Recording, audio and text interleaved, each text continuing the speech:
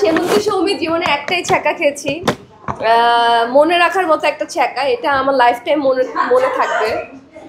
তো তারপর থেকে আমি বাংলাদেশের ছেলেদের বিলিভ করি না। দুইজনই, একজন আমাদের মেগাস্টার, আর একজন মানে শাকিব খান হলো মেগাস্টার, আর আর আরফান নিশো হলো সুপারস্টার।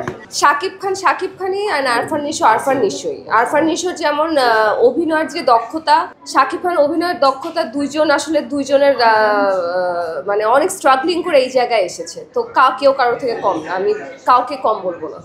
নাটকে অভিনয় করা, ওটিটি অভিনয় করা, ফিল্ম অভিনয় করার মধ্যে আসলে অনেক তফাৎ আছে।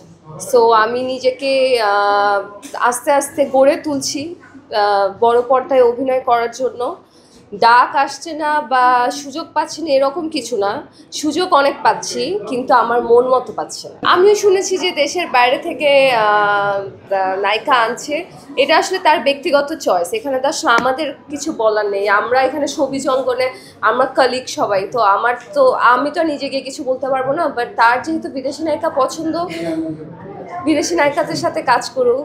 কোনোদিন হয়তো ঘরের নায়িকাদের কেন, এর আগে তাণ্ডবে তো আমাদের দেশের নায়িকার সাথে কাজ করলো, এরপর যদি একটা পাকিস্তানি নায়িকার সাথে কাজ করতে পারে। না, আমার মধ্যে কোনোদিন বিদেশি নায়িকা নিয়ে কাজ করছে বলে আমার সৌমির মধ্যে হতাশা, এটা একদম ভুল কথা।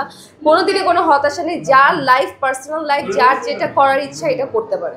হ্যাঁ, অবশ্যই আমি উত্তরা ভ্যান থেকে অনেক কাপড় চোপড় কিনি, বিকজ আমি যে নাটক করি, নাটকের ক্যারেক্টারে যখন আমি গরিব ক্যারেক্টারগুলো করি, গ্রামের ক্যারেক্টারগুলো করি, তখন তো লাগে ভ্যান থেকে কাপড় কিনতে হয়। 200-100 টাকা দামের সালোয়ার কামিজ পরে আমি কাপড় করি। পিয়া আমার খুব ভালো একজন বান্ধবী, ও এখন আমেরিকা সেটেল হয়ে গিয়েছে, আর আমি আসলে খুবই খুশি যে ওখানে বিয়ে করে সেটেল হয়েছে, ওর লাইফটাও গুছিয়ে ফেলেছে।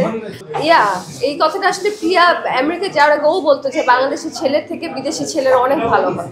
সো আমি ওর থেকে এই জিনিসটা প্রথম শুনেছি, অ্যান্ড আমি নিজে যখন বুঝলাম, যখন আমার লাইফে আমি দেখলাম, তখন আমি দেখলাম যে হ্যাঁ, আসলে বিদেশি ছেলেরা বাংলাদেশের ছেলের থেকে অনেক ভালো হয়।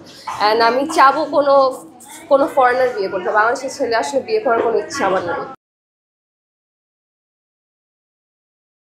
ওয়ালটন এখন দেশের সীমানা পেরিয়ে পৌঁছে গিয়েছে 50টিরও বেশি দেশে। ওয়ালটন, ঘরে ঘরে, বিশ্বজুড়ে।